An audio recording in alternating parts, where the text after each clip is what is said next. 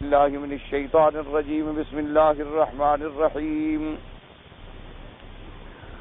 إن علينا للهدى وإن لنا للآخرة والأولى فأنذرتكم نارا تلظى لا يصلاها إلا الأشقى الذي كذب وتولى وسيجنبها الأتقى الذي يؤتي ماله يتزكى وما لأحد عنده من نعمة تجزى إلا ابتغاء وجه ربه الأعلى ولسوف يرضى.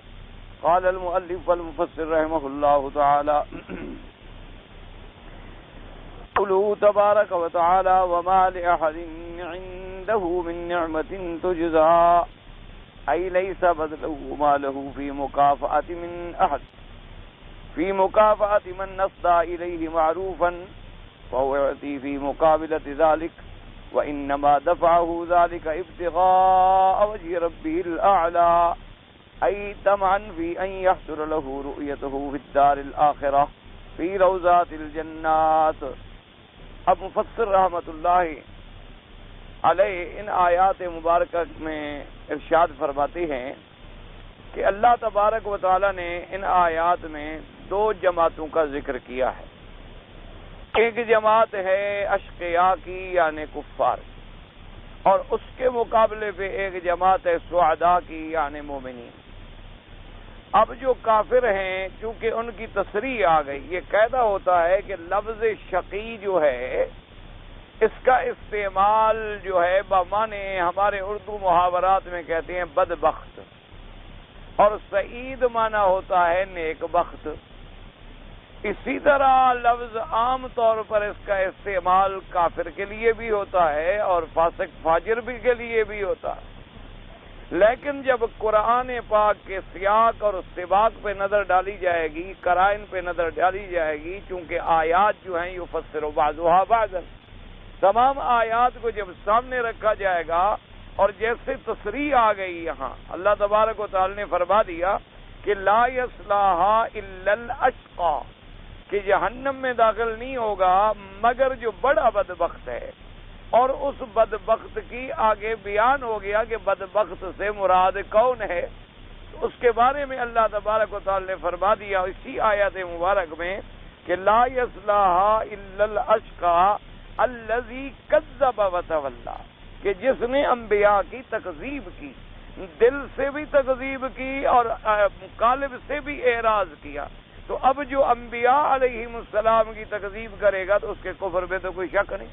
تو لہذا ایک صاف بات سمجھ آ گئی کہ یہاں سے مراد جو ہے کافر مراد. اور اسی طریقے سے اللہ نے فرمایا کہ جہنم سے وہ بچ جائے گا، اس کو دور کر دیا جائے گا، ہٹا دیا جائے گا. کون؟ الاتقى، جو اللہ سے بہت زیادہ ڈرنے والا ہے. اور وہ ڈرنے والا کون ہے؟ الذی یؤتی مالہ یتزکیٰ، جو اللہ کے راستے میں مال کو بھی پاک کرتا ہے. تو جو آدمی مال کے پاک کرنے کے فکر میں ہے، لازمی بات ہے کہ اس نے اپنے بدن کو تو پاک کیا ہے. کیونکہ جب انسان ایک بدن کو پاک نہیں کرے گا تو کپڑے کے پاک کرنے کا اس کو کیا فکر ہے؟ کپڑے کے پاک کرنے کا فکر اسی کو ہوگا کہ پہلے بدن کی پاکی کا فکر کرے. اسی طریقے سے اگر اس کو اپنے بدن اور کپڑے کی پاکی کا بھی فکر نہیں ہے تو پھر مال کی پاکی کا تو فکر ہی نہیں ہو سکتا.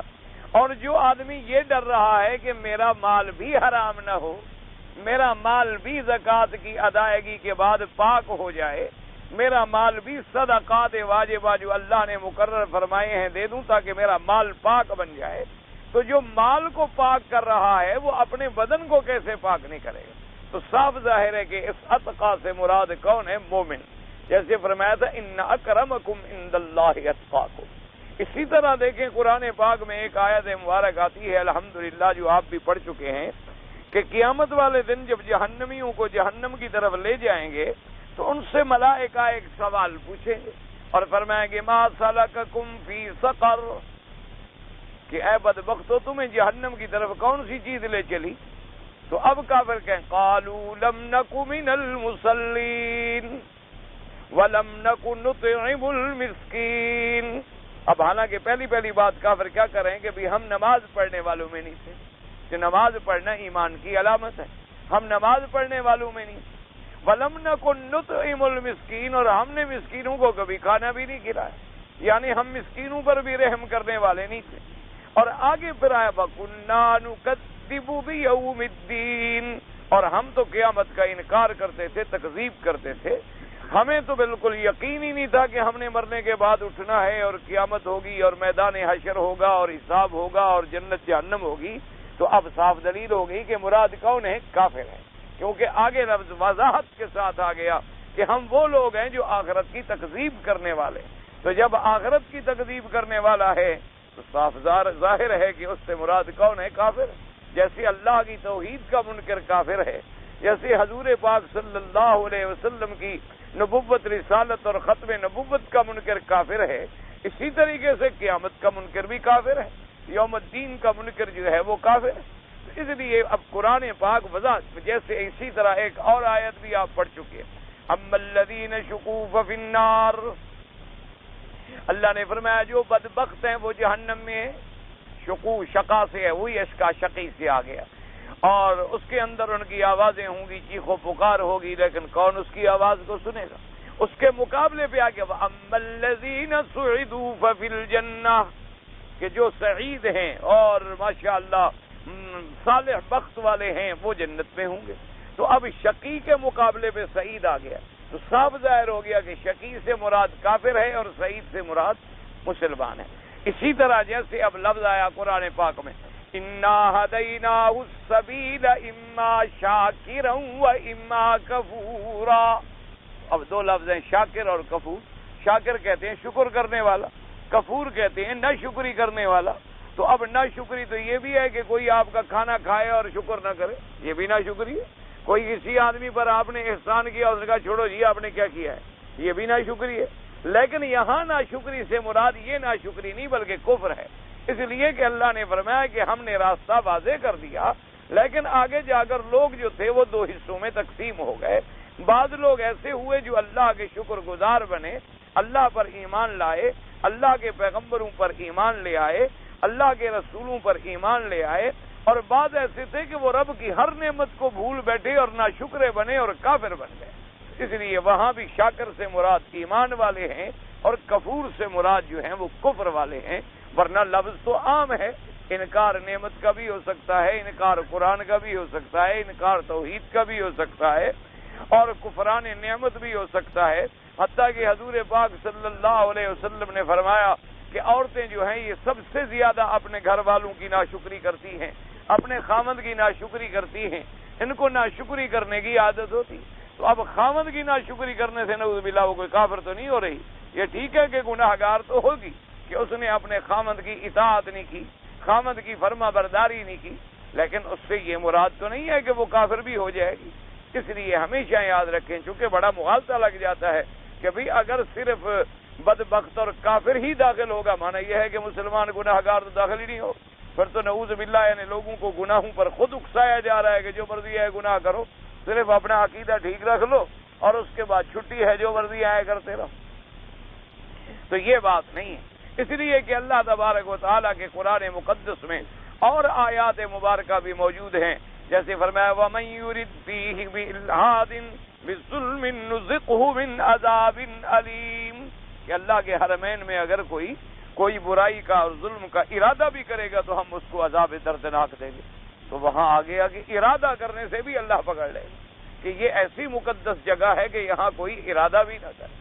اور بعض علماء نے فرمایا کہ ظلم سے مراد کفر و شرک ہے، یعنی کوئی آدمی یہاں اگر کفر و شرک کا ارادہ بھی کرے، اور کیا بد نصیبی ہے کہ مکے مدینے میں رہنے کے بعد بھی آدمی کا عقیدہ صحیح نہ ہو، مکے مدینے میں رہنے کے بعد بھی اس کو توحید کا مسائل سمجھ نہ آئے، تو پھر اللہ سے دعا کرو کہ اللہ پاک رحمت فرمائے، اللہ تبارک و تعالی سب کے لیے ہدایت کا راستہ پیدا فرمائے. اس لیے ہمیشہ یاد رکھیں، حضور کی حدیث سے مبارک آ گئی کہ بلی کو باندھ دیا تو جہنم میں ڈال دی گئی. یعنی اسی طرح حضور نے فرمایا میں نے اپنی آنکھوں سے دیکھا ہے کہ قبر والوں پہ عذاب ہو رہا ہے، اور ان کو عذاب بھی کس سے ہو رہا ہے؟ ایک غیبت کرتا تھا اور ایک اپنے پیشاب کے قطروں سے حفاظت نہیں کرتا. تو جب اتنے چھوٹے گناہوں پر بھی اللہ نے پکڑ لیا، اللہ تبارک و تعالی نے عذاب دے دیا. اس لیے عقیدہ اہل سنت والجماعت کا یاد رکھیں بالکل واضح ہے کہ جو لوگ الحمدللہ ثم الحمدللہ عقیدہ توحید پر جن کو موت آئی، ایمان پہ موت آئی، کفر اور شرک نہیں کیا، اور ان کے اعمال بھی ماشاءاللہ بڑے اچھے تھے، الحمدللہ اللہ ان کو جنت عطا فرمائے۔ اور ایسی بھی امت محمد مصطفیٰ صلی اللہ علیہ وسلم میں لوگ ہوں گے جن کو اللہ بغیر حساب کے جنت عطا فرمائے، ان کا کوئی حساب کتاب بھی نہیں ہو۔ اور ایسے بھی حضور کی امت میں جماعتیں ہوں گی جن کا عرض تو ہوگا، یعنی پیشی تو ہوگی، لیکن زیادہ تحقیق نہیں ہوگی، بس دربار میں پیش ہوئے اور اللہ نے فرمایا جاؤ جنت۔ ایسے بھی لوگ ہوں گے یعنی حساب ایسا یسیر اور آسان سا ہو جائے، تو وہ بھی ہوں گے۔ اسی طرح ایک حدیث پاک میں آتا ہے کہ قیامت والے دن تمام مخلوقات جتنی ہے حضرت آدم علیہ السلام سے لے کر قیامت تک جتنی اللہ کی مخلوق ایمان والی پیدا ہوگی، تو فرمایا کہ قیامت کے اندر آپ یوں اندازہ کر لیں کہ اگر قیامت کو تقسیم کیا جائے تو ایک ثلث میں، ایک تہائی میں تو سارے انبیاء کی امتیں ہوں گی، اور باقی سب میں صرف امت محمد مصطفیٰ صلی اللہ علیہ وعلا آلہ واصحابہ وسلم تسلیما کثیرا کثیرا۔ تو اس لیے یاد رکھیں کہ اللہ تب جیسے کہ صحابہ ہیں، حضور پاک کے صحابہ جن کو زندگی میں اللہ نے وعدہ کر دیا کہ وَكُلًّا وَعَدَ اللَّهُ الْحُسْنَى، اللہ نے فرمایا میرا مدنی جو تیرے صحابہ ہیں ان سب کے ساتھ جنت کا وعدہ ہے، رضی اللہ عنہم ورضوا عنہ، اللہ ان سے راضی ہو گیا ہے اور یہ اپنے اللہ سے راضی ہو گئے، بات ہی ختم ہو۔ اسی طریقے سے وہ مومنین ماشاءاللہ جن کے اعمال صالحہ ہیں اور جو کبائر سے بچتے رہے، اگر کبھی گناہ صغیرہ ہوا تو نیکیوں کی وجہ سے صغیرہ بھی مٹ گئے، وہ بھی جنت میں گئے۔ اسی طریقے سے اب کچھ لوگ ایسے آئیں گے جن سے کبائر گناہ بھی ہوئے، یعنی کبیرہ گناہ بھی ہوا، لیکن بعض صدور ذنب کے توبہ کر لی، اگر توبہ کر لی الحمدللہ گناہ ختم ہو۔ التائب من الذنب کمن لا ذنب لہ، یعنی اللہ کی رحمت کا دروازہ کھلا ہوا ہے کہ اگر آدمی 70 سال سے بھی ایک گناہ میں مبتلا ہے اور اپنے اللہ سے ڈر کے پکی سچی توبہ کر لے تو سب گناہ ختم ہو۔ 70 سال سے بھی اگر شرک میں مبتلا ہے لیکن شرک سے توبہ کر لے اور توبہ خالص اپنے شرک کے شروط کے ساتھ، تو التائب من الذنب کمن لا ذنب لہ، گویا کہ اس کا گناہ تھا ہی نہیں۔ اب ہمیں حق بھی نہیں پہنچتا کہ توبہ کرنے کے بعد شرابی کو شرابی کہیں، توبہ کرنے کے بعد چور کو چور کہیں، توبہ کرنے کے بعد زانی کو زانی کہیں، توبہ کرنے کے بعد ڈاکو کو ڈاکو کہیں۔ نہ، جب توبہ کر چکا اللہ نے گناہ مٹا دیا، ہم کون ہیں پھر کہنے والے؟ اللہ تبارک و تعالیٰ نے جب اس کی توبہ کے بعد گناہوں کو ختم کر دیا۔ اچھا، کچھ لوگ ایسے ہوں گے امت محمد مصطفیٰ میں کہ ان کا عقیدہ الحمدللہ عقیدہ صحیح ہے، توحید خالص پر ایمان ہے، لیکن گناہ گار۔ اچھا، اور گناہ گار بھی ایسے ہیں کہ گناہ میں مر گئے بیچارے، توبہ بھی نہیں کر سکتے، یعنی توبہ کرنے کا موقع بھی نہیں ملا۔ اللہ معاف کرے، چوری کر رہا تھا دیوار گری مر گیا، اللہ معاف کرے نعوذ باللہ شراب میں بے ہوش تھا گرا مر گیا، اللہ تبارک و تعالیٰ معاف کرے زنا کر رہا تھا، آئے پہنچ گئے گھر والے مارا ڈنڈا وہیں مر گیا۔ تو ایسے لوگ بھی ہوتے ہیں کہ اب ان کو توبہ کرنے کا موقع نہیں ملا لیکن ہیں مسلمان، ان کا مسئلہ قیامت میں کیا ہوگا کہ وہ اللہ کی مشیت کتاب ہے کہ اگر اللہ چاہیں تو اپنے بندوں کو بھی خود راضی کریں اور ان کو معاف فرما دیں، ان کو جنت بھیج دیں، وہ قادر ہیں، وہ کریم ہیں، وہ رحیم، ان کے کوئی پکڑنے والا نہیں، کوئی پوچھنے والا نہیں۔ اور اگر اللہ چاہیں تو جتنا گناہ ہے اتنی کے لیے سزا دے دیں کہ آپ کا یہ گناہ ہے، اتنے عرصے کے لیے تمہیں جہنم میں جانا ہو۔ جب وہ عرصہ گزر جائے گا یا اس عرصے سے بھی پہلے کسی نے شفاعت کر دی ان کے بارے میں تو اللہ نکال دے۔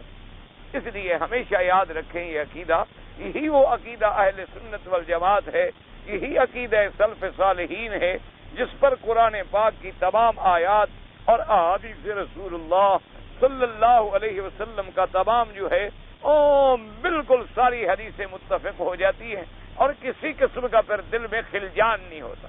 باقی ہوتا ہے اسلوب بیان کہ کہیں اللہ نے فرمایا کہ افمن کان مؤمنا کمن کان فاسقا، مومن کے مقابلے میں فاسق آ گئے، اور اللہ تبارک و تعالی نے کہیں فرمایا ان الابرار لفی نعیم، اس کے مقابلے ان الفجار لفی جہیم، کہیں ابرار اور فجار کی تقسیم آ گئی، کہیں اصحاب المیمنۃ ما اصحاب المیمنہ واصحاب المشأمۃ ما اصحاب المشأمہ، کہیں اصحاب المیمنہ اور اصحاب المشأمہ تقسیم آ گئی۔ کہیں اصحاب الیمین اور اس کے مقابلے پہ اصحاب الشمال.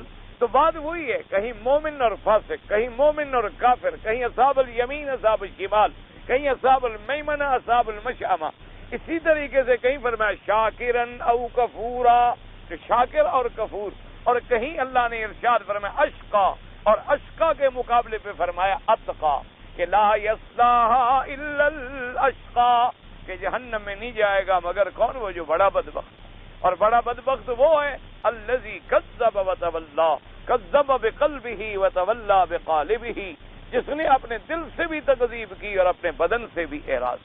اور جنت میں کون جائے گا اور جہنم سے کس کو دور کر دیا جائے؟ وَسَيُجَنَّبُهَا، اللہ نے فرمایا ہم ہٹا دیا جائے گا اس کو. کون؟ الاتقا، جو اللہ سے زیادہ ڈرنے والا. اور اللہ سے ڈرنے کی صفات کیا ہے؟ الذی یؤتی مالہ یتزکا. اچھا، اسی کو ایک اور دو لفظوں میں بھی آپ سمجھ لیں انشاءاللہ، تاکہ اللہ کرے آسانی ہو جائے بات سمجھنے میں. علماء نے فرمایا ہے، اللہ ان کی قبروں پہ رحمت فرمائے، کہ اگر پورے دین کا خلاصہ آپ نکالیں کہ بھی دین کس کو کہتے ہیں، یعنی سارے دین اسلام کا اگر خلاصہ نکالا جائے تو سارے دین اسلام کے خلاصے میں انہوں نے فرمایا صرف دو باتیں نکلیں. ایک عظمت خالق اور ایک شفقت علی الخلق. کیا معنی؟ خالق کی دل میں عظمت ہو اور مخلوق پہ شفقت، یہ دو چیزیں آ جائیں تو سمجھو دین اسلام آ گیا. کیا معنی؟ عظمت خالق جب دل میں ہوگی تو بے نماز ہو ہی نہیں سکتا. خالق کی عظمت دل میں ہوگی تو مشرک ہو ہی نہیں سکتا. جو اللہ کی عظمت کرنے والا ہے وہ کسی غیر کے آگے جھک سکتا ہے؟ جو اللہ کی عظمت کرنے والا ہے تو جو اللہ نے کتاب بھیجی ہے اس کو نہیں مانے گا؟ آپ کے دل میں بادشاہ کی عظمت ہوتی ہے، اگر بادشاہ کا خط آئے تو آپ عزت کریں گے کہ نہیں کریں گے؟ تو جب اللہ کی دل میں عظمت آ جائے گی تو اللہ کی کتابوں پر بھی ایمان، اللہ کے فرشتوں پر بھی ایمان، اللہ کے رسولوں پر بھی ایمان، اللہ کے فرامین پر بھی ایمان، یہ سارے حقوق اللہ ادا ہو گئے. اور جب اللہ کی مخلوق پہ شفقت آ جائے گی کہ آدمی جانور کو بھی تڑپتا ہوا نہیں دیکھ سکتا. ایک پرندہ ہے بیچارہ تڑپ رہا ہے، بھاگتا ہے، اس کو پانی ڈال رہا ہے، اس کو ٹھیک کر رہا ہے، اس کی ٹانگوں پہ پٹی باندھ رہا ہے کہ بھئی آخر مخلوق تو ہے نا اللہ. کوئی بلی بیچاری رستے میں کہا گاڑی کے نیچے آ جائے، چیخ نکل جاتی ہے، وہ تو بلا وجہ دیکھو یار ایک اللہ کی مخلوق کو کچل دیا اس نے. تو جب اس کے دل میں شفقت آ جائے گی تو وہ بندوں کو، غریبوں کو مرتا ہوا کیسے دیکھے گا، یتیموں کو، بیواؤں کو دکھ میں کیسے دیکھے گا، لازم زکوٰۃ بھی ادا کرے گا، صدقات بھی دے گا، خرچ بھی کرے گا، ان کی مدد بھی کرے گا، ان کی دیکھ بھال بھی کرے گا. تو انہوں نے فرمایا اللہ کے حقوق بھی پورے ہو گئے اور بندوں کے حقوق بھی پورے ہو گئے. اسی لیے آپ دیکھ لیں نا جی کہ پچھلی سورت مبارک جو آپ نے پڑھی تھی الحمدللہ ثم الحمدللہ، اللہ نصیب فرمایا، تو اس میں کیا آ گیا تھا کہ اللہ نے فرمایا کہ مومن کی سائی کیا ہے؟ فَأَمَّا مَنْ أَعْطَى وَاتَّقَى وَصَدَّقَ بِالْحُسْنَى، کہ جو شخص اللہ کے راستے میں دیتا ہے، اللہ سے ڈرتا ہے. وہی بات آ گئی کہ عظمت دل میں آئے گی تو ڈرے گا. اور جب دے گا کب؟ جب شفقت غریب پہ ہوگی تو دے گا. اگر غریب سے نفرت ہو تو کون غریب کی مدد کرے گا؟ تو وہی چیز آ گئی. وَصَدَّقَ بِالْحُسْنَى، اور جب اللہ کی عظمت ہوگی تو تصدیق بھی کرے گا جنت کی کہ میرے لیے اللہ نے جنت بنا رکھی. اور آگے فرمایا تھا کہ کون دوسرا کون ہے کہ جس کے وَأَمَّا مَن بَخِلَ وَاسْتَغْنَىٰ، جس نے بخل کیا یعنی بندوں پر بھی رحم نہیں کیا، اور وَاسْتَغْنَىٰ اپنے اللہ سے بھی بے پرواہ ہو گیا، وَكَذَّبَ بِالْحُسْنَىٰ اور آخرت بھی تکذیب کی، اس کے لیے کیا ہے؟ پھر جہنم کا ٹھکانہ. اس لیے علماء نے فرمایا کہ اگر آدمی دین اسلام کا خلاصہ نکالنا چاہے تو اس خلاصہ کیا ہے کہ عظمت خالق اور شفقت علی الخلق. اللہ کے خالق کی دل میں عظمت آ جائے اور اللہ کی مخلوق پہ شفقت آ جائے، اللہ کی مخلوق پہ مہربانی آ جائے. یہ دو چیزیں آ جائیں تو گویا دین اسلام آ گیا. یا جیسے اس کو اور آسان طریقے سے حضرت لاہوری رحمت اللہ علیہ نے ارشاد فرمایا تھا اور آپ نے خطب میں اور تقریروں میں اور دروس میں حضرت فرمایا کرتے تھے کہ بھائی اللہ نے دین تو بڑا آسان بنایا ہے، دین تو آسان ہے، الدین یسر، دین تو آسان ہے، آسانیوں کا نام ہے، فَسَنُيَسِّرُهُ لِلْيُسْرَىٰ، اللہ دین والوں کو تو آسانیوں پر آسان کر دیتے ہیں۔ تو فرمایا کہ اگر مثال کے طور پر پلیٹ فارم پہ گاڑی چل پڑی ہو اور فرمایا ایک پاؤں میرا گاڑی پہ رکھا ہوا ہو اور ایک ابھی پلیٹ فارم پہ ہو، اتنے میں کوئی آ جائے اور کہے کہ احمد علی دین بتلا دو، اتنی دیر میں بھی دین سمجھایا جا سکتا ہے۔ تو دوستوں نے مجھے فرمایا کیا ہے بھئی؟ عبادت خدا کی ہو۔ فرمایا دین کیا ہے؟ عبادت خالص اللہ کی، کیونکہ اور کسی کے لیے عبادت کا کوئی تصور بن ہی نہیں سکتا۔ عبادت ہوتی ہی الہ کے لیے ہے، جس کی شان الوہیت ہے وہی مستحق عبادت ہے، جو الوہیت کی شان پہ نہیں ہے وہ عبودیت کا مستحق بھی نہیں ہو سکتا۔ فرمایا عبادت خدا کی ہو اور اطاعت حضرت محمد مصطفیٰ کی ہو، اور فرمایا خدمت اللہ کی مخلوق کی ہو۔ فرمایا یہ تین چیزیں ہیں، وہ دین تو اسی میں حل ہو گیا کہ عبادت میں کبھی کسی غیر کو شریک نہ کرے۔ اب نماز کیا ہے؟ عبادت ہے۔ رکوع کیا ہے؟ عبادت ہے۔ سجود کیا ہے؟ عبادت ہے۔ دعا کیا ہے؟ عبادت ہے۔ نظر کیا ہے؟ عبادت ہے۔ نیاز کیا ہے؟ عبادت ہے۔ استغاثہ کیا ہے؟ عبادت ہے۔ حج کیا ہے؟ عبادت ہے۔ عمرہ کیا ہے؟ عبادت ہے۔ تو یہ سب چیزیں کس کے لیے ہوں گی؟ خالص اللہ کے لیے، کسی غیر کے لیے ہو ہی نہیں سکتا، سوال ہی پیدا نہیں ہو سکتا، کیونکہ الہ کا معنی یہی ہوتا ہے کہ وہ معبود برحق، وہ مسجود برحق جو مستحق عبادت ہے اور جس کے سوا کسی کی عبادت ہو نہیں سکتی۔ اور فرمایا اطاعت محمد مصطفیٰ صلی اللہ علیہ وسلم کہ حضور جو فرما دیں اس کے بعد بات کرنے کا مسلمان کو سوال ہی پیدا نہیں۔ اب حضور فرما دیں کہ انما انا بشر، اور وہ کہے میں نہیں مانتا تو میرے پاس تو کوئی علاج نہیں، میرے پاس کوئی علاج ہے؟ کہتے ہیں جی وہاں آیا ہے وحی، اور کسی پہ وحی آتی ہے تو اور کسی نے نبوت کا دعویٰ کیا ہے۔ اتنی جہالت کا کیا علاج انسان کر سکتا؟ بھئی ایک موٹی سی مسئلہ ہمیشہ یاد رکھیں کہ اللہ کی مخلوق ہی تین ہے، فرشتے ہیں، جن ہیں، انسان۔ اب ایک فیصلہ کرنا ہے ہم نے کہ اللہ کے نبی مخلوق ہیں یا خدا ہے۔ ایک موٹی سی بات ہے، موٹا عقل میں بھی آ سکتی ہے، لیکن اگر کوئی سمجھنا چاہے، اگر سمجھنا نہ چاہے اور صرف ناراضگی ہو، صرف غصہ ہو، تو پھر دعا ہی کر سکتے ہیں کہ اللہ انہیں بھی ہدایت دے اور اللہ ہمیں بھی ہدایت۔ اللہ نے جو مخلوقات بنائی ہیں وہ کتنی ہیں؟ کیڑے مکوڑے تو چھوڑ دو نا جی، وہ تو گئی، ان کا کیا ہے، حیوانوں کا کیا ہے؟ یعنی جو اعلیٰ مخلوق ہے وہ کیا ہے؟ فرشتے، انسان اور جن۔ فرشتے بھی مکلف نہیں ہیں، بات ختم ہو گئی، وہ تو ویسے ہی اللہ کے تابع ہیں، معصوم ہیں، اللہ کے حکم پہ چلتے ہیں، ختم۔ باقی کتنی مخلوق بچی؟ ایک انسان اور ایک جن۔ اب ہم یہ فیصلہ کریں کہ حضرت آدم علیہ السلام سے لے کر میرے آقا حضرت سیدنا محمد مصطفیٰ اللہ کے کروڑوں صلاۃ و سلام ہوں تمام پر، یہ خالق ہیں یا مخلوق ہیں؟ ایک موٹی بات مجھے سمجھا، انبیاء خالق ہیں، مخلوق ہیں؟ مخلوق ہے۔ اچھا مخلوق ہیں تو ان دو سے باہر نہیں ہو سکتا۔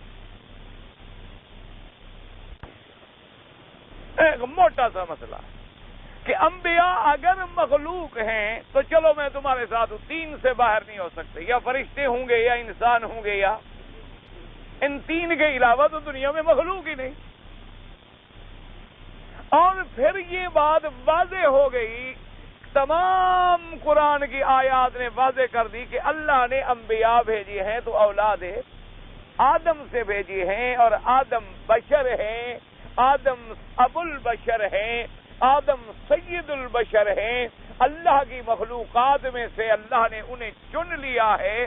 حضور نے فرمایا کہ میں جن سے بشر ہوں، میری جنس باعتبار جنس کے سمجھو، باعتبار جنس کے بشر ہوں، لیکن تم میرا مقابلہ کیسے کر سکتے ہو؟ میرے اوپر وحی آتی ہے، تمہارے اوپر وحی نہیں آتی۔ اللہ نے مجھے نبوت کے لیے چن لیا، باقی جن سے بشر ہونے سے انکار۔ ایک بات کو سمجھے میرا بھائی، اللہ آپ کو اور مجھے سمجھ عطا فرما دے۔ اللہ تبارک و تعالی آپ کو بھی اور مجھے بھی ہدایت عطا فرمائے۔ اب دیکھو نا جی، ایک آدمی کہتا ہے کہ جی جو سڑک پہ لگا ہوا ہے وہ بھی پتھر ہے، اور جو اس برآمدے میں لگا ہوا ہے یہ بھی پتھر ہے، اور جو کعبے میں لگا ہوا ہے، یعنی ان سب کی جنس تو ایک ہے کہ وہ بھی پتھر ہے، یہ بھی پتھر ہے، اور جو روڈ پہ لگا ہوا ہے وہ بھی پتھر ہے، لیکن سب کی شان برابر ہے؟ کوئی اندھا بھی کہہ سکتا ہے؟ کوئی یعنی جو عقل سے پیدل ہو وہ بھی یہ بات نہیں کہہ سکتا۔ وہ کہے گا بھی ہیں جنس ایک ہے، لیکن یہ اللہ کا شان ہے، اللہ نے اس کو اپنے گھر میں لگوا دیا، اس کو اللہ نے برآمدے میں لگوا دیا، اور اس کو اللہ نے پاؤں کے نیچے لگوا دیا، ہر وقت رگڑ رہے ہیں ہم، چل رہے ہیں۔ تو اللہ تعالیٰ اسی طرح یاد رکھیں کہ تمام مخلوق بشر میں سب سے افضل کون ہوتے ہیں؟ انبیاء، اور انبیاء سے افضل کون ہوتے ہیں؟ اللہ کے رسول، اور تمام رسولوں کے سردار کون ہیں؟ حضرت محمد مصطفیٰ صلی اللہ علیہ وعلا آلہ واصحابہ وسلم تسلیما کثیرا کثیرا۔ میرے بھائی، خدا کے لیے آپ بات کو سمجھیں، ایسا نہ ہو کہ اللہ کے قرآن کا انکار کر بیٹھیں، اللہ کے نصوص قطعیہ کا انکار کر بیٹھیں۔ ایک جگہ اللہ نے نہیں فرمایا لقد من اللہ علی المؤمنین اذ بعث فیہم رسولا من انفسہم، فرمایا میں نے مومنوں پہ احسان کیا کہ میں نے ان میں سے ایک پیغمبر بھیجا، اور اس طرح فرمایا لقد جاءکم رسول من انفسکم، تحقیق میں نے رسول اور پیغمبر بھیجا جو تم میں سے ہے۔ اور اسی طرح اللہ پاک نے فرمایا میرا بدنی اعلان کر کے کہہ دوں انما انا بشر مثلکم یوحى الی، کہ میں تمہاری مثل جن سے بشر ہوں، لیکن میری عزت و عظمت ہے کہ اللہ نے مجھ پہ وحی بھیجی، تم پر وحی نہیں آئی۔ اللہ نے مجھے نبی بنا لیا، اللہ نے مجھے رسول بنا لیا۔ میرے بھائی کو بڑا غصہ ہے مجھ پر، اللہ اس کو ہدایت دے، مجھے بھی ہدایت دے۔ آپ نے جس عالم کا نام لکھا ہے نا، میں تو اس کا نام نہیں لیتا، میں تو تمہارے پیر کا نام لے کے بھی توہین نہیں کرتا۔ تو اس کا جو پیر ہے نا، چونکہ وہ فوت ہو گئے، ان کا میں نام لیتا ہوں۔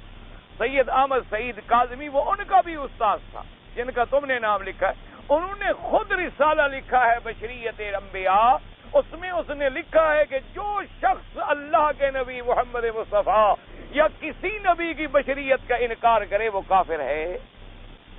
تمہارے اس پیر کے پیر نے لکھا، صرف مولوی مکی نے نہیں لکھا۔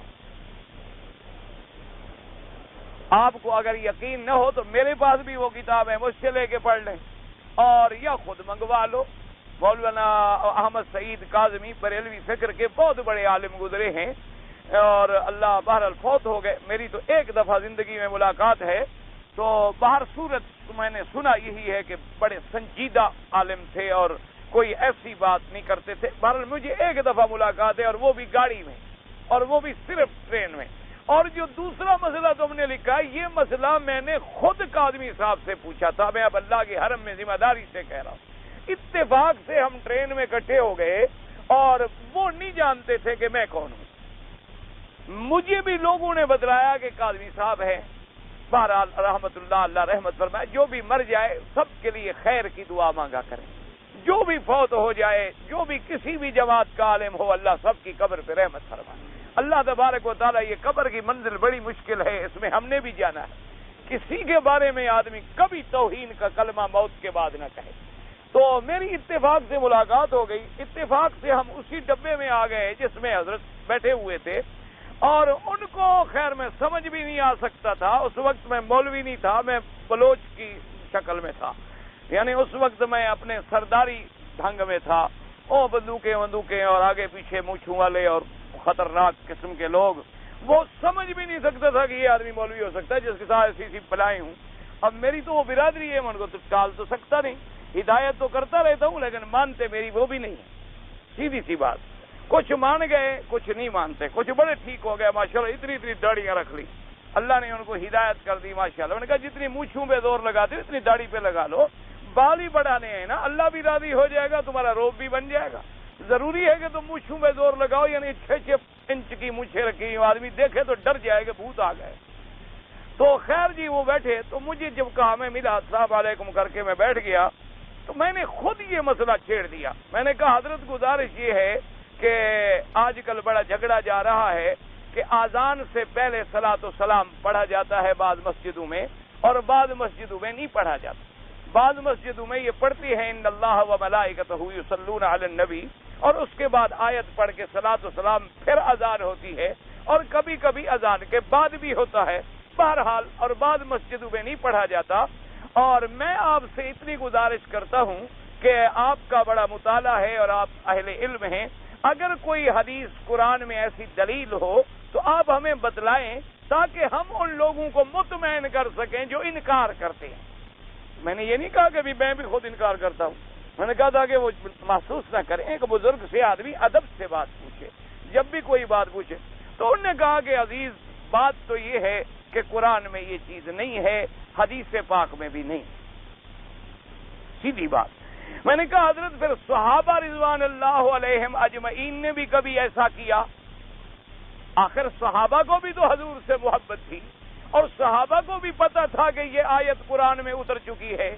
صحابہ بھی اتنی جانتے تھے کہ اللہ نے حضور پر درود پڑھنے کا حکم دیا ہے، تو انہوں نے اس خاص وقت میں آذان سے قبل ایسی کوئی بات کی، فرمایا کہ بھئی صحابہ سے بھی ثابت نہیں ہے، صحابہ نے بھی ایسے نہیں کیا۔ کہ میں نے کہہ دیا جب کسی صحابی نے نہیں کیا تو حضرت بلال بھی تو صحابی تھے، انہوں نے بھی نہیں کیا۔ لیکن اگر کیا جائے تو اس سے مسجدوں کا پتہ چل جاتا ہے کہ یہ کس جماعت کی مسجد ہے۔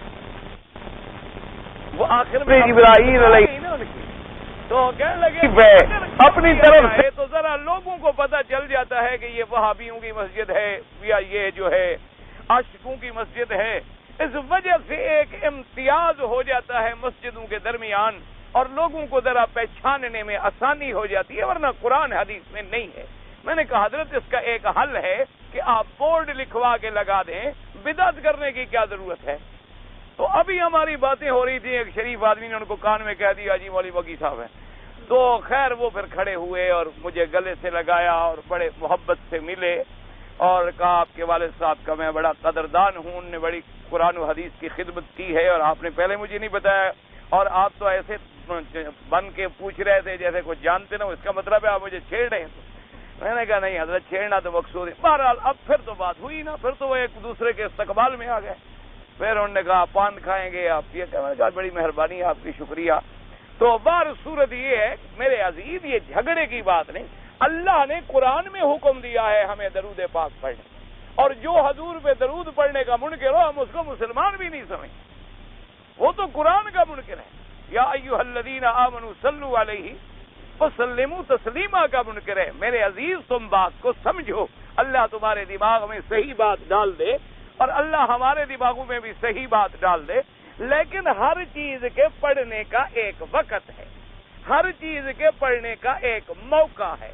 کیا معنی؟ اب میں نماز پڑھوں عشاء کی، اللہ اکبر، اب میں شروع کر دوں الصلاۃ والسلام علیک یا رسول اللہ، الصلاۃ والسلام علیک یا حبیب اللہ، تو نماز ہو جائے گی؟ کیوں؟ اللہ کا حکم نہیں ہے حضور پہ درود پڑھو؟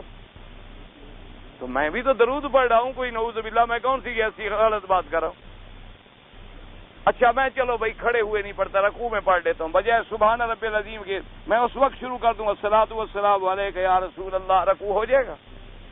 چلو رکوع میں بھی نہیں پڑھتا، سجدے میں پڑھ دوں، نماز ہو جائے گی؟ کیوں؟ اللہ کا حکم ہے قرآن میں درود پڑھو۔ تو اب معنی سمجھو، کیا معنی؟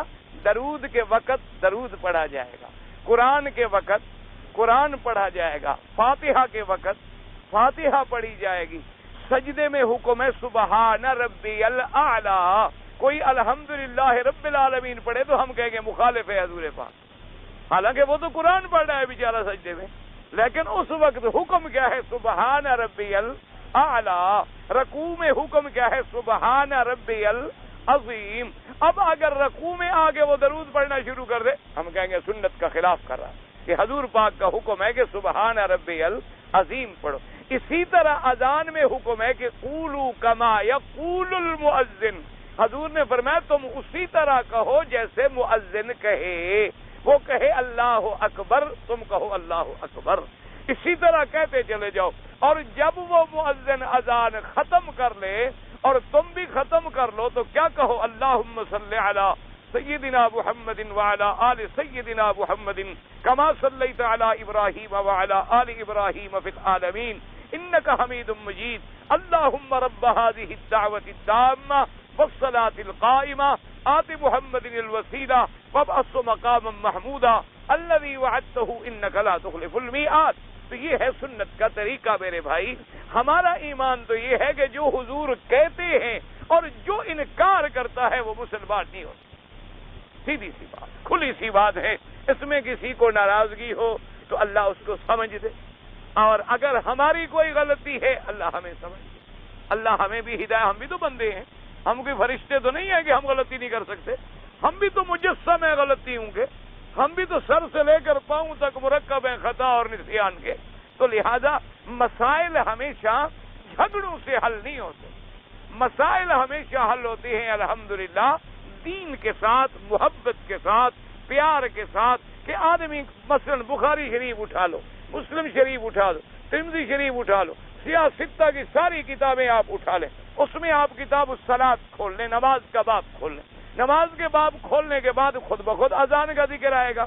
تو جہاں جہاں اذان کا ذکر آ جائے وہ ساری حدیث مبارک پڑھ لیں، پھر اندازہ کرا لیں کہ کس کی حدیث سنت کے مطابق ہے اذان اور کس کی اذان سنت کے مطابق نہیں ہے۔ تو جب تم ساری حدیثوں میں نظر ڈالو گے اللہ کی رحمت سے مسئلہ سمجھ آ جائے۔ اللہ پاک آپ پر بھی اور مجھ پر بھی ہدایت فرمائے۔ تو اب جناب مسئلہ کیا نکلا؟ عبادت کس کی ہو؟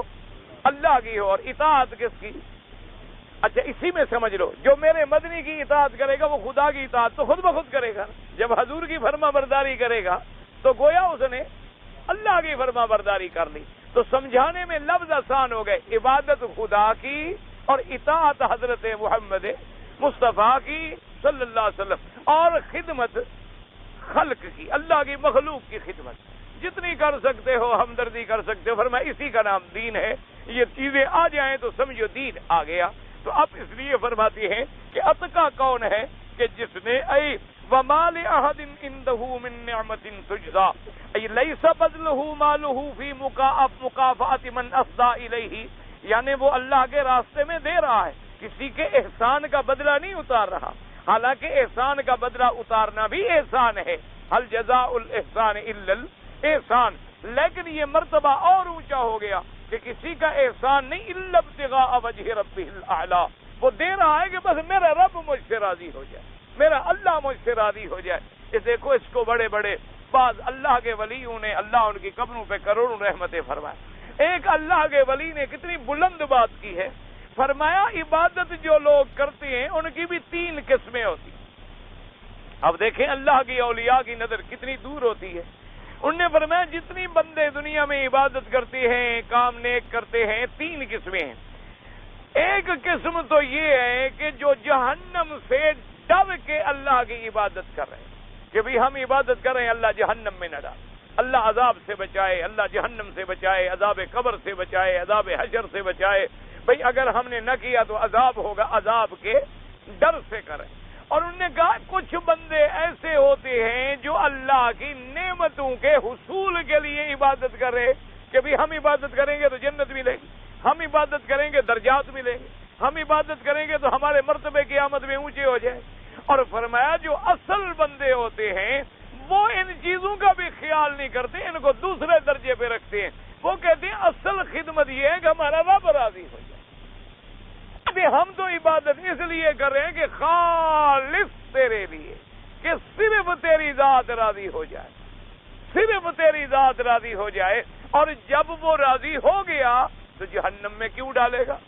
جب وہ راضی ہو گیا تو جنت خود بخود ہمیں ملے گی، اس کی رضا سے جنت ملنا تو ملنا ہی ہے۔ اس لیے فرمایا جو اللہ کے اصل بندے ہوتے ہیں وہ ان چیزوں سے بھی گزر جاتے ہیں کہ ان کو نہ جہنم کا ڈر ستا رہا ہے، نہ جنت کی طلب ستا رہی ہے، ان کو تو اپنے مولا کی یاد اور اس کی اطاعت ستاتی ہے کہ وہ اسی کے راضی کرنے کے لیے عبادت کرتے ہیں۔ اور جب ان کو وہ رضا، اس لیے اب دیکھیں حدیث پاک میں آ گیا اللہ کے اولیاء کے کلام جو ہوتے ہیں وہ بھی الحمدللہ قرآن و حدیث کا خلاصہ ہوتے ہیں۔ لیکن اصل بات یہ ہے کہ اللہ ہمیں سمجھنے کی بھی توفیق عطا فرما دے۔ حضور پاک کی حدیث سے مبارک ہے، فرمایا کہ جب جنت والے جنت میں چلے گئے، جہنم والے جہنم میں چلے گئے، تو اللہ پاک ارشاد فرمائیں گے کہ اے اہل جنت، اے جنت والو، اور کچھ مانگتے ہو؟ تو جنت والے کہیں گے مولا کریم اب کوئی نعمت ایسی بھی بچ گئی ہے جو ہمیں نہ ملی ہو، آپ نے ہمیں جہنم سے بچا دیا، جنت عطا فرما دی، اور جنت میں ایسی نعمتیں آپ نے دی ہیں جو ہم نے کبھی دیکھی بھی نہیں تھی، کبھی سنی بھی نہیں تھی، کبھی سوچی بھی نہیں، ہمارے تصورات سے بھی بلند و بالا نعمتیں ہمیں مل گئی ہیں مولا۔ تو اللہ پاک فرمائیں گے کہ اے میرے بندو، آج تمہیں میں ایسی نعمت دیتا ہوں جو پہلے تمہیں ملی ہی نہیں۔ تو اب جنت والے حیران ہو جائیں گے کہ وہ ایسی نعمت کون سی ہے؟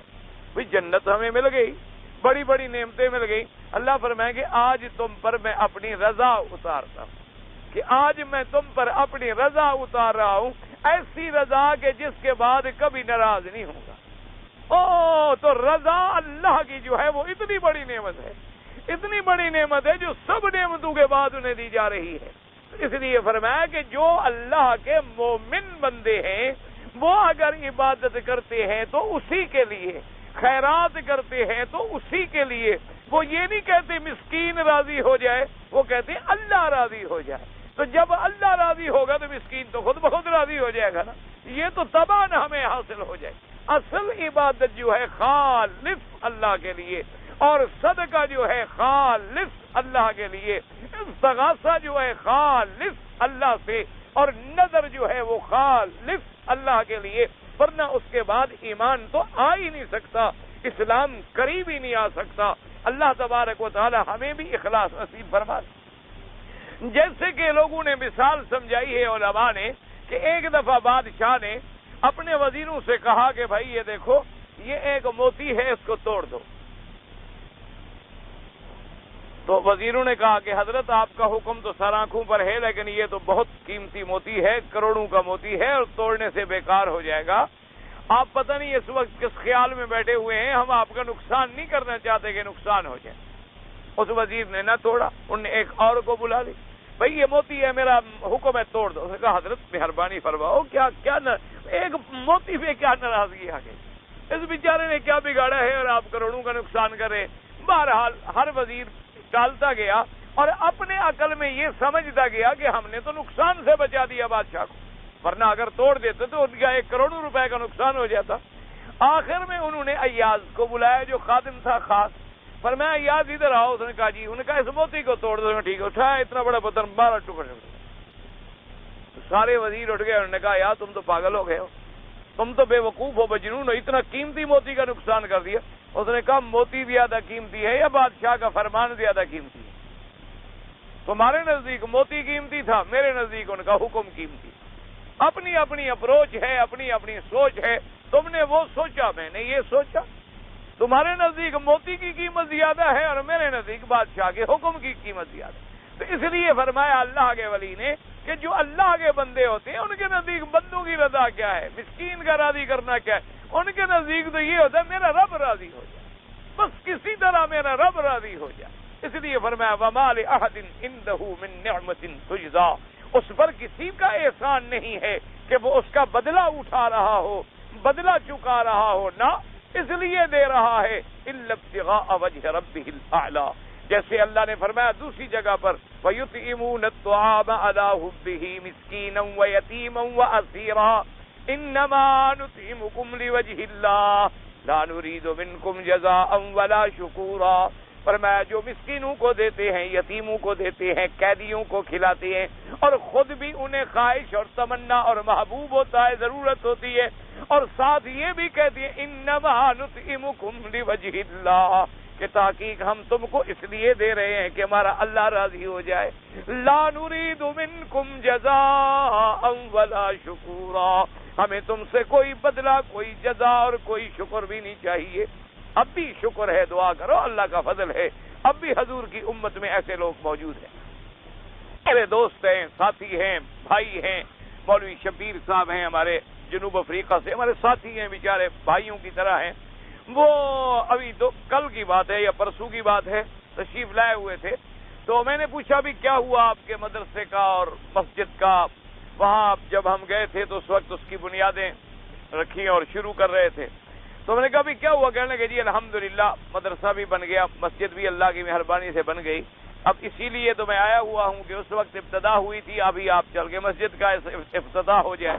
تو میں نے کہا خیر جب اللہ کو منظور ہے، تو میں نے کہا کیا شکر الحمدللہ۔ انہوں نے کہا حضرت خدا جانتا ہے کبھی سوال نہیں کیا، کبھی کسی سے نہیں کہا، ایک آدمی آیا رات کو مجھے آ کے بلایا، کہا بھی مدرسہ اتنا بڑا بن گیا مسجد کیوں نہیں بنائی؟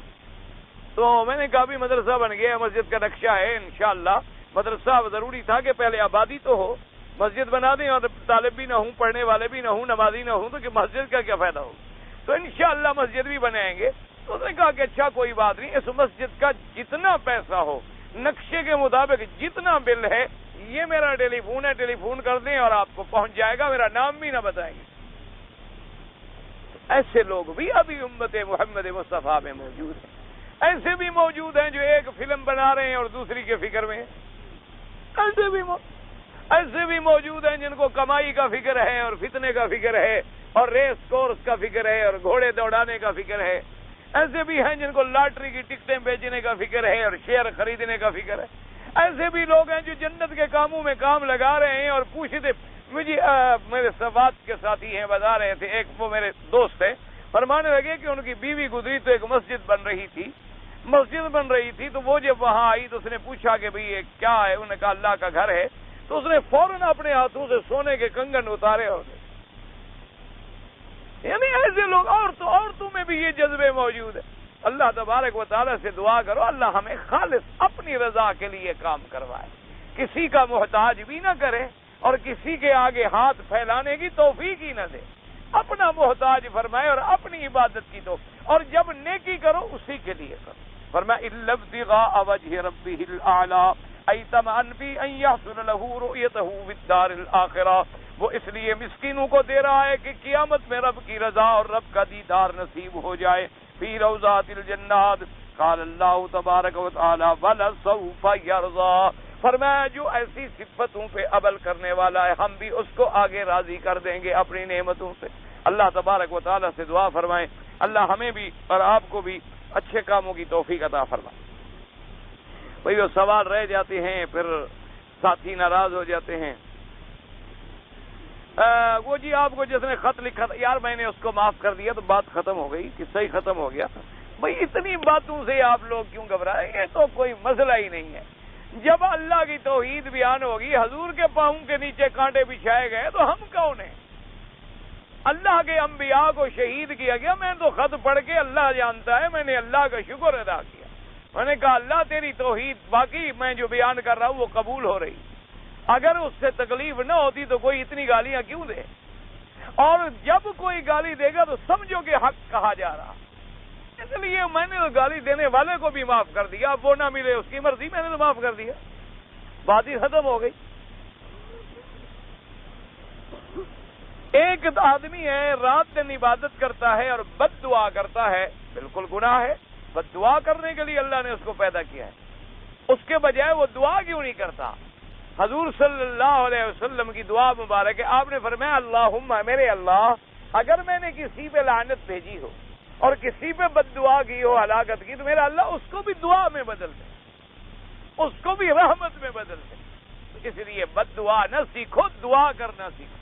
کسی کی ہلاکت کی بد دعا کرنے سے یہ دعا کرو اللہ اس کو ٹھیک کر دے، اللہ اس کی اصلاح کر دے، اللہ اس کو اچھا کر دے۔ ہاں بد دعا کرے آدمی کافروں کے لیے جو کفر کر رہے ہیں، مسلمانوں پہ ظلم کر رہے ہیں، ان کے لیے بد دعا کرنا بھی سنت ہے، جیسے حضور نے دعا مانگی تھی مشرکین مکہ پر، آپ نے فرمایا اللہ ان پہ لعنت کر جنہوں نے تیرے راستے سے روک دیا۔ حضور صلی اللہ علیہ وسلم غصے میں آئے۔ اسی طرح حضرت نوح علیہ السلام نے دعا مانگی تھی۔ اب جیسے کشمیر میں مظالم ہو رہے ہیں، افغانستان میں مظالم ہو رہے ہیں، فلسطین میں مظالم ہو رہے ہیں، اگر آپ یہود کے لیے، ہنود کے لیے، ان کفار کے لیے ہلاکت کی دعا کریں، بالکل ضروری ہے، بلکہ ضرور کریں کہ اللہ ان کو خود ٹکڑے ٹکڑے کر دے۔ جو مسلمانوں کو ٹکڑے ٹکڑے کرنا چاہتے ہیں اللہ ان پہ اپنا عذاب نازل کرے اور ان کو دنیا کے لیے عبرت بنا دے۔ ایک آدمی پاکستان سے آیا ہے اور احرام اس نے جدے سے باندھا ہے. بہرحال میقات سے چونکہ گزر آیا ہے، میقات جو ہے یلملم ہے، اور ہوائی جہاز سے آنے والوں کو احرام کراچی ایئرپورٹ سے باندھنا چاہیے. اگر جہاز کراچی سے ریاض آ رہا ہو تو پھر ریاض سے باندھ لے، اور اگر پہلے طائف سے بھی باندھ لے تب بھی ہو جاتا ہے. لیکن جو کراچی سے ڈائریکٹ فلائٹ جدے آ رہی ہے اس کا احرام کراچی سے باندھنا چاہیے تھا، اس نے جدے سے باندھا، عمرہ تو ہو گیا، لیکن امام ابو حنیفہ رحمۃ اللہ علیہ کے نزدیک اس کو ایک بکری بطور دم دینی ہو. بلکہ اکثر ائمہ یہی فرماتے ہیں کہ جب اس نے میقات سے تجاوز کر لیا ہے بغیر احرام کے تو وہ ایک دم ادا کرے. میں ایک کمپنی میں کام کرتا ہوں، کمپنی کا کنٹریکٹ بینک سے ہے، بجلی کا کام، صفائی وغیرہ آپ کام کرتے ہیں، آپ اپنے کام کی تنخواہ لیتے ہیں، آپ کو کیا؟ کمپنی جانے، کمپنی کا کام جانے، وہ بینک سے کرے، چور سے کرے، ڈاکو سے کرے، وہ گناہ گار ہیں، تمہارا کیا گناہ ہے؟ تم تو اپنی نوکری کا عوض لیتے ہو، اپنی تنخواہ لیتے ہو. اگر دم واجب ہو جائے تو دم ہمیں مکے میں دینا، بالکل اللہ کے حرم کی حدود کے اندر دم دینا ہوتا ہے، یعنی پورے حرم میں، پورے حد حرم میں، یہ نہیں کہ اپنے ملک میں آپ دم دیں. اگر نہ بھی ہوں کسی کو ویسے بعد میں بھی بھیج سکتے ہیں، کوئی ایسی بات نہیں. طواف کے دوران اگر وضو ٹوٹ جائے طواف چھوڑ دے، کیونکہ طواف کا حکم وہی ہے جو نماز کا حکم. جیسے نماز بغیر وضو کے نہیں ہو سکتی، طواف بھی بغیر وضو کے نہیں ہو سکتا. تو جہاں اس کا وضو ٹوٹ گیا چھوڑ دے، باہر چلا جائے، وضو کرے، واپس آ کے طواف کی.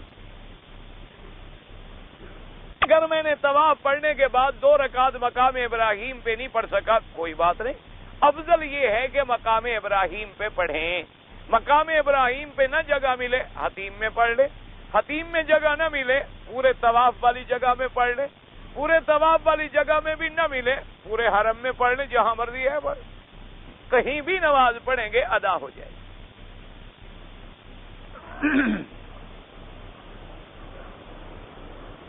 اگر کوئی آدمی صرف احرام باندھ لیتا ہے تاکہ، اور عمرے کی نیت وغیرہ بھی نہیں ہوتی کہ میں صرف لوگوں کو عمرہ طواف کرا دوں تاکہ احرام میں دیکھ کر مجھے پکڑیں گے نہیں نا، کیونکہ اگر اپنے کپڑوں میں ہوگا تو پکڑ لیں گے، تمہارے پاس بھی اجازت ہے. تو اگر احرام باندھا ہوگا تو وہ سمجھیں گے کہ یہ جو اللہ کو دھوکہ دے رہا وہ پیسہ بھی حلال ہے، خالص حرام ہے. سیدھی سی بات ہے. پہلے تو عبادت پہ اجرت لے رہا ہے، اس سے اور کیا ہو سکتا ہے، اور پھر اس کے لیے ماشاءاللہ اللہ کے کعبے کے باہر پھر کے جھوٹ بول رہا ہے. احرام باندھا ہوا ہے حالانکہ محرم نہیں ہے، نیت نہیں ہے، احرام نہیں ہے. تو اتنا بڑا جھوٹ بول کے پیسہ کمانا جو ہے، اللہ ایسے پیسے سے بچائے، اللہ تبارک و تعالیٰ ایسے دھوکے سے. لیکن مصیبت یہ ہے کہ آج کل پیسہ اس کے بغیر ملتا نہیں. مشکل یہ ہوگی جب تک پیر نہ بنو کوئی پیسہ نہیں. ساری زندگی قرآن پڑھاتے رہو، مجالے دھیلا دیں. آج پیر بن جاؤ، کل 2-3 خواب سناؤ، پرسوں جناب لین لگی ہوئی. سچی بات. انا للہ و انا الیہ راجعون. ویسے وہ والد صاحب فرماتے تھے، ان کے ایک ہندوستان کے استاد تھے، وہ کہتے تھے مولوی صاحب آج کل تو وہ عالم ہے کہ دولت کمائی مکر سے اور روٹی کھائی شکر سے، یعنی جب تک مکر نہ کرو پھر میٹھا نہیں ملتا. اسی لیے تو ہمارے مقدر میں گالیاں ہیں نا، لوگ گالی دیں گے، کوئی کچھ کہے گا، جو مرضی ہے، ہمیں تو اللہ سے بدلہ چاہیے. اچھا جی، انبیاء کرام اپنے قبر مبارک کے اندر، بہرحال حدیث مبارک میں آتا ہے، ہمیشہ یاد رکھیں کہ شہداء بھی زندہ ہیں اور انبیاء بھی. اب ان کی زندگی جو ہے اللہ پاک نے عالم برزخ سے تعلق رکھتا ہے. عالم برزخ عالم غیب ہے، اس کے بارے میں ہم فیصلہ ہی نہیں کرتے. ایک عالم دنیا ہے، پھر عالم برزخ ہے، پھر عالم آخرت. اللہ نے فرمایا شہید زندہ ہے. نبی کا شان تو شہیدوں سے بھی کروڑ درجے اوپر ہے.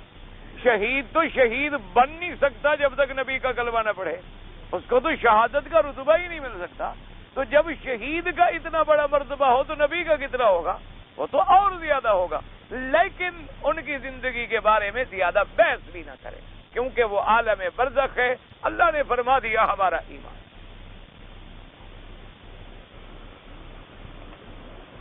ایک آدمی نے کہا کہ امام ابو حنیفہ رحمۃ اللہ علیہ کوفی ہیں، اور کوفے کی وجہ سے ان کو نعوذ باللہ پتہ نہیں کیا ہوگا.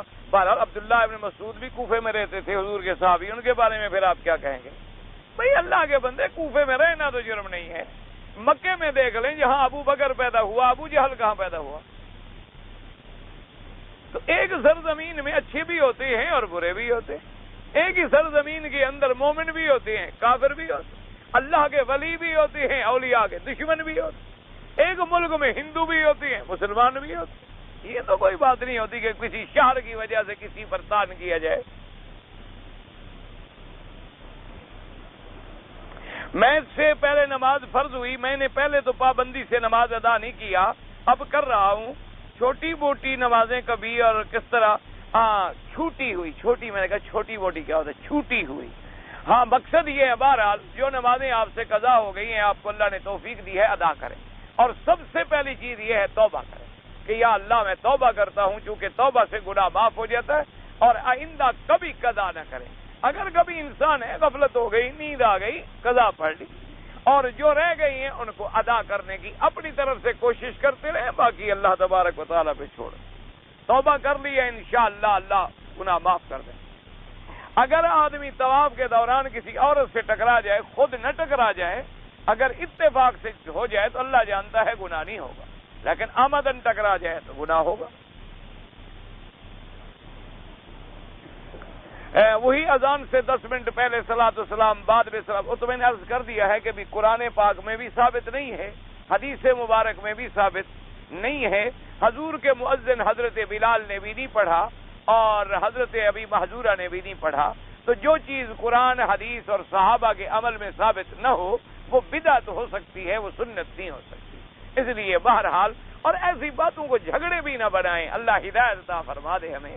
اللہ کے بندے جو پڑھتے ہیں ان کو بھی پیار سے مسئلہ سمجھائیں کہ میرے بھائی تم کیوں پڑھ رہے ہو؟ اس لیے کہ ثواب ہو، اگر ثواب نہ ہو تو پھر پڑھنے کا کیا فائدہ؟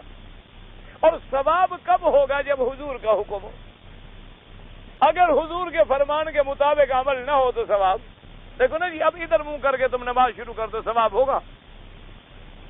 نہیں ہوگا۔ کیوں؟ حالانکہ تم تو نماز پڑھ رہے ہو، لیکن صرف چہرہ جو بدل گیا ہے تو ثواب ختم ہو گیا۔ بغیر وضو کے نماز پڑھ لو، ادا ہو جائے، گناہ ہوگا، ثواب ہوگا، اس لیے کہ تم نے حضور کے حکم پر عمل نہیں کیا۔ اگر کسی آدمی کو حالت احرام میں احتلام ہو جائے، سو گیا، احتلام ہو، کوئی بات نہیں، اٹھ کے غسل کر لے، احرام شیرام دھو لے، بس اپنا عمرہ پورا کرے۔ دن کے وقت عورت کے ساتھ سونا جائز ہے یا نہیں؟ دن کے وقت، رات کے وقت تمہاری بیوی ہے، جب چاہو، کون سا منع ہے بھائی؟ ہاں رمضان میں نہ سو جانا روزے کے ساتھ، رمضان میں روزہ ہو تو پھر منع ہے، ویسے تمہاری بیوی ہے، یہ کون سا لکھا ہوا ہے کہ دن میں بیوی کے ساتھ نہ سوئے؟ پھر تو کام ہی ختم ہو جائے، پھر ہم مولوی لوگ تمہارے ہی جائیں، رات تو ہمیں ملتی نہیں، کتابیں پڑھتے گزر جاتی ہے۔ ایک آدمی نے اپنی داڑھی میں خضاب لگا، بھائی موٹی بات ہے، سیاہ خضاب لگانا حرام ہے، سیاہ بال بنائے جائیں، سیاہ رنگ لگایا جائے، حرام۔ اگر اس کو مہندی میں ملایا جائے، حدیثوں میں موجود ہے کہ مہندی میں بسمہ ڈال دیں تو دور سے رنگ سیاہ نظر آئے گا، لیکن قریب سے دیکھو گے تو وہ سیاہ نہیں ہوگا۔ ایک موٹی بات یاد رکھیں، سیاہ لگانا منع ہے، مہندی لگانا بھی جائز ہے۔ مہندی میں بسمہ ملا کے ڈال کے لگا لو، یا بسمے کی چیز کوئی اور رنگ ڈال لو تو پھر کیا ہے۔ ویسے خروج دابہ جو ہے وہ تو بالکل حدیثوں میں صحیح ہے۔ باقی یہ آپ نے جو لکھا ہے کہ اس کے پاس حضرت سلیمان کی انگوٹھی ہوگی یا موسیٰ علیہ السلام والا عصا ہوگا، یہ بات ثابت نہیں ہے، یہ حدیث صحیح ہے۔ دابہ نکلے گا، باقی یہ کہ اس دابہ جو ہے جب نکلے گا تو اس کے ہاتھ میں موسیٰ علیہ السلام کا ڈنڈا ہوگا اور سلیمان علیہ السلام کی انگوٹھی ہوگی۔ بھئی اگر دابہ نکلنی بھی ہے، انگوٹھی ہونی چاہیے تو پھر حضور کی ہوتی، حضور صلی اللہ علیہ وسلم زیادہ افضل ہیں یا سلیمان علیہ السلام زیادہ افضل ہے؟ حضور صلی اللہ علیہ وسلم کی شان زیادہ ہے یا موسیٰ علیہ السلام کی شان سے؟ حدیث پڑھتے ہوئے بھی سمجھ لیا کرو نا، اندازہ ہو جاتا ہے نا بات سے، اس لیے بہرحال وہ روایت ضعیف ہے۔ البتہ خروج دابہ جو ہے وہ ٹھیک ہے، دابہ نکلے گا، وہ علامات قیامت میں ہے۔ میرے پاس 10 تولے سونا ہے، سونے کی قیمت سے زیادہ قرضہ بھی ہے، تو کیا زکوٰۃ ادا کرنا؟ پہلے تم سونا بیچ کے قرضہ ادا کرو، قرضے سے بعد اگر بچے سونا نصاب کے مطابق تو پھر تم پر زکوٰۃ ہے۔ تم ایسا بھی نہ کرو، قرضہ بھی نہیں دیتے، زکوٰۃ بھی نہیں دیتے، دونوں چیزیں ہضم کر رہے ہو نا۔ 10 تولے سونا ہے، اتنا قرضہ ہے، زکوٰۃ دوں یعنی قرضہ نہیں دیتا، تم پہلے قرضہ ادا کرو اللہ کے بندے، اور قرضہ بھی ادا نہیں کر رہے ہو تو معلوم ہوا صرف زکوٰۃ سے بچنے کے لیے اپنے آپ کو مقروض رکھا ہوا ہے کہ میرے اوپر تاکہ قرضہ ہے میں بہانہ بناؤں۔ اللہ نیتوں کو جانتے ہیں، اللہ دلوں کو جانتے ہیں۔ پہلے قرضہ ادا کرو، اپنے گھر کے خرچے ادا کرو، بعد میں اگر خالص نفع ہے اور 7.25 تولے سونے کے برابر جائیداد ہے یا 52 تولے چاندی کے برابر جائیداد ہے، پھر قیمت لگا کے 2.5% زکوٰۃ نکالنی ہوگی۔ لیکن پہلے قرضہ تو ادا کرو اللہ کے بندے۔ قرضہ تو بڑی بری چیز ہے، قرضہ اتنی بڑی بری چیز ہے کہ ایک صحابی آئے حضور کی خدمت میں، انہوں نے فرمایا، عرض کیا کہ حضور پاک مہربانی فرمائیں مجھے بتائیں کہ اگر میں اللہ کے راستے میں جم جاؤں اور لڑوں اور جہاد کروں اور کافر مجھے پکڑ لیں اور مجھے رسی میں باندھ دیں اور لٹکا دیں اور پھر مجھے مار ڈالیں تو مجھے جنت میں جانے سے کوئی چیز روکنے والی ہوگی؟ آپ نے فرمایا اللہ، کوئی چیز تمہیں جنت سے پھر نہیں روکے، تم سیدھے جنت میں جاؤ۔ تو وہ جب جانے لگا فرمایا ادھر آؤ، واپس آیا فرمایا الا الدین، اگر قرضہ دینا ہوگا پھر رکے رہو گے، قرضہ سر پہ ہوگا تو شہید کو بھی روکا جائے گا کہ پہلے ادا کرو۔ تو تمہارا ہمارا کیا حال ہوگا اللہ کے بندے؟ میرے ایک دوست نے احرام باندھا اور پھر فوٹو کھنچوا کے پھر احرام کھول دیا۔ ماشاءاللہ آپ کے دوست کوئی ایکٹر معلوم ہوتے ہیں، یعنی ڈرامہ کر رہے تھے، اللہ سے بھی، احرام سے بھی، اور گھر والوں سے بھی، اور سب سے۔ فوٹو کھنچوانے والے پر بھی لعنت، کھینچنے والے پر بھی لعنت۔ احرام باندھ کے کھنچوائے تو پھر ڈبل ہو جائے گی، آگے تمہاری مرضی۔ حضور نے فرمایا کہ اللہ نے لعنت بھیجی ہے فوٹو کھنچوانے والے پر۔ ایک ہے ضرورت کے لیے کہ مجبوری ہے، اس کے بغیر کام نہیں چلتا، وہ عذر ہے، وہ ہمارا نہ شوق ہے نہ ہمیں اس کے ساتھ کوئی احترام ہے نہ پیار ہے۔ ایک ہوتا ہے کہ احرام میں فوٹو بنوائے اور لگوایا اور جناب پھر دوستوں کو دکھلایا، یہ چیزیں جو ہے اللہ معاف فرمائے، حضور نے لعنت دی۔ اللہ آپ کو بھی ہدایت دے، اللہ مجھے بھی ہدایت دے۔ اگر عمرہ کرنے کے بعد میں اپنے بال خود کاٹ لوں کوئی بات نہیں، آج کل تو ایسے بھی الیکٹرک مشینیں ملتی ہیں، مشین پھیر لے یا اس طرح پھیر لے یا بال کینچی سے کاٹ لے، لیکن سارے کاٹے، یہ 2-3 بال نہ کاٹا کریں۔ رسول اور نبی میں کیا فرق ہے علیہ السلام؟ بھائی جب بھی رسول کا لفظ لکھو تو صلی اللہ علیہ وسلم، نبی کا لکھو تو علیہ السلام، ادب ضروری ہے، بے ادب جو ہے وہ محروب ہو جاتا۔ دعا کرو اللہ بے ادبی سے بچائے، اللہ ہم سب کو ادب نصیب فرمائے۔ تو اللہ کے رسول پاک جو ہوتے ہیں علیہ السلام، جن کو اللہ شریعت دیتے ہیں، کتاب دیتے ہیں، اور نبی پاک جو ہوتے ہیں ان کے لیے علیحدہ شریعت نہیں ہوتی، وہ پہلے رسول پاک کی شریعت کے تابع ہوتے۔ یوں سمجھ لو موسیٰ علیہ السلام رسول تھے کیونکہ صاحب تورات تھے، ہارون علیہ السلام نبی تھے اور تورات کے پابند تھے۔